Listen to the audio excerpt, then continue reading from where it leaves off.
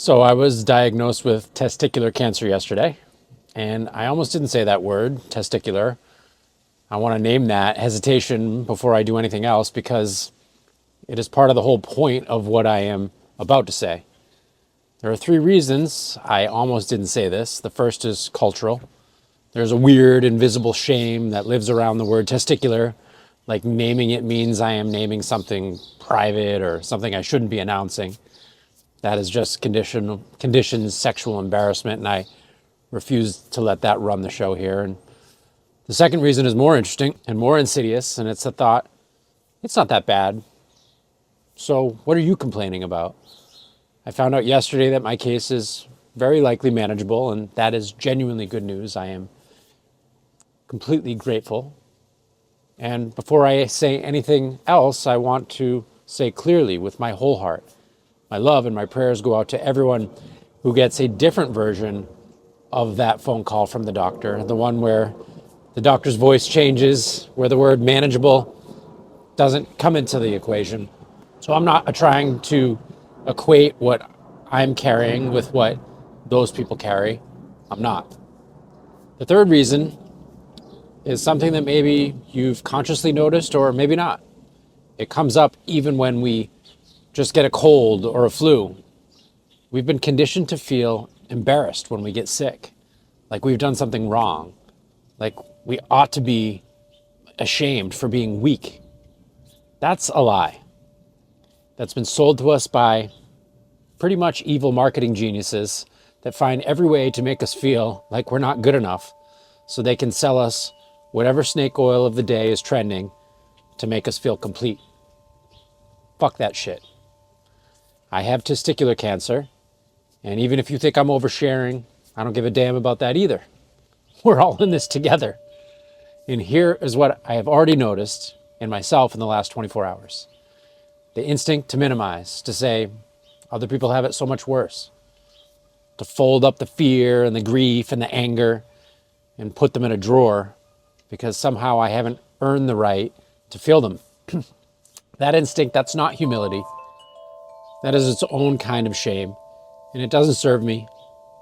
And if you've ever done that to yourself with your own hard thing, the one that felt too small to count, it doesn't serve you either.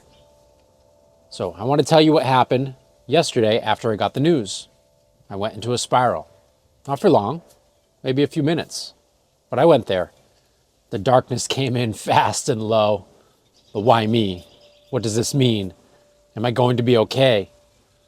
The unfairness of it. The not fucking again. Cursing at God. Because as most of you know, I'm barely recovered from a major thoracic surgery and 25 years of internal organ damage that almost took me out. And I want to say something I do not often say enough. I'm tired of being the guy who has overcome more hard shit than most. I'm proud of what I've built through the hard things. I'm also allowed to be tired of the pattern. Both are true. And pretending to be otherwise would be the very spiritual bypass I'm asking you not to do. And then something else happened. The tools kicked in. Not perfectly, not cleanly, not with some new age serenity where I floated above it all and felt only peace. That's not what happened. What happened is that I had something to reach for, a practice, a foundation, a way of working with what arises instead of just drowning in it. I leaned on people I love. I let myself be held. I asked for help. I had what I can only describe as a snot cry, and then I kept going. Today has been a mix of beauty and grief and gratitude and fear and moments of joy that have surprised me. I'm extra weepy. Everything feels a little bit more lit up and a little bit more fragile at the same time. I'm catching myself, savoring things. The light through the window, a conversation, a cup of coffee. This is what the tools are actually for. Not to make hard things easy, to make hard things livable, to give you somewhere to put the weight so you don't have to carry it alone. I want to talk about a concept from a book I've been sitting with again, The Tools by Phil Stutz and Barry Michaels. My wife, Tanya, brought it back to me. She is finding her own ground in all this, and so are our kids. This is not just mine to carry. So the premise is this. We all carry, underneath everything, a belief that at some point we will be exempt, that if we do the work, the meditation, the therapy, the breath work, the self-development, the spiritual practice, the right prayer, the healthy eating, the exercise, eventually we will arrive somewhere that is beyond all the hassle, beyond the unfairness, beyond the uncertainty and the pain and the loss. We want to be exonerated, absolved, let off the hook from the hard parts of being alive. And Stutz is clear about this. That exemption does not exist. It has never existed. And every time we chase it, and we almost always are and don't actually know it, we are chasing something that will make us quit the very practices that actually help us. This is why we quit doing the stuff that we know helps us, people. It's because we think hard stuff happening again is proof that it doesn't work, so why bother? So here is what has happened to me yesterday. And if I'm honest, in a fraction of a second, I meditate, I do the work, I do the breath work. I've spent 25 years doing this work. I help people, I eat well, I train. I'm patient zero for this exact kind of thing. And now I have cancer? What the fuck? That thought, underneath all the other thoughts, was, this shouldn't be happening to me. I've paid my dues, I don't deserve this. And the answer, the hard, clean, true answer is no. No one gets exonerated. Not from uncertainty, not from pain, not from the reality that life is going to include things that are not fair, not earned, not explained by karma or clean living or spiritual merit. Getting this diagnosis is not evidence that I did something wrong. It is not punishment.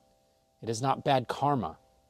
And while I am here, I want to say something directly to anyone who has been told, in the language of certain versions of the law of attraction, that they manifested their illness.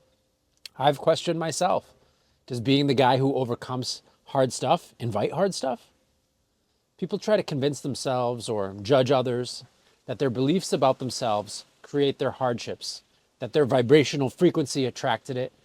And this is just a childish way of thinking we're in control because we can't relax into the reality that we are largely not. I believe in belief work. I've built my career on the connection between the mind and body, and I'm calling out the version of this philosophy that tells sick people they asked for it. No one asked for cancer, and if they did, they would just ask for it to stop. It is not the universe's verdict on my worth or my practice or my choices. It is life. It is the full spectrum of what it means to be alive in a body on this planet. I have spent a long time, my whole career really, teaching that Jolka GPS is unconditional. Jolka, joy, openness, love, kindness, awareness. GPS, gratitude, presence, surrender. Unconditional means exactly what it says. It does not mean these states are available to you when things are going well. It means these states are available to you, period. Including now, including in the fear, including in the grief, including in the anger, and the unfairness, and the uncertainty, and of what the next weeks and months will bring. And I want to be clear about what I do not mean by that. I do not mean bypass the hard feelings and perform acceptance. I do not mean minimize. I do not mean tell yourself you're fine when you're not. I do not mean spiritually leapfrog the actual human experience of receiving hard news. I mean feel all of it. The fear is real, the grief is real, the anger is real. Give it space. Snot cry if you need to. Lean on the people who love you. Temporarily throw in the towel. Throw a pity party with someone who loves you. And then when you're ready, not when you're supposed to be ready, reach back for the foundation. Not because you have to, but because it is there, and because you choose to, and because it helps, and because you built it for exactly this. Because you are built for this. Resilience is in your DNA, and you are not exempt from that either. I also want to say something about what is coming. I know myself well enough, and I know how this works well enough to say the next weeks and months are going to be a combination of things. There will be moments of overwhelm. There will be moments of catching my breath. There will be growth I didn't ask for. There will be moments where I want to curse the sky and quit. There will be moments of mercy, of acceptance, of peace, of savoring the ordinary, of feeling the unconditional love for life that is the thing I have been building toward my whole life. All of it is part of this. None of it is wrong. I'm not going to pretend that the work I've done means this will be easy. It won't be easy at times. What the work means is that I am not alone in it. I have tools, I have people, I have a foundation that was built for storms, not just for sunny days. And I'm going to share this journey as honestly as I can, because if there is one thing I know, it is that real vulnerability, not performed vulnerability, real vulnerability is one of the most useful things one person can offer another. So if you are in something hard right now, yours may be different than mine, smaller than mine, larger than mine. It does not matter. The measure is not the size of the thing. The measure is that it is hard for you, and that counts. There's no exoneration for any of us. There is only the choice of how we move through what we are given. I'm Michael Boyle. I am patient zero, and I'm still in the experiment. Together, we thrive.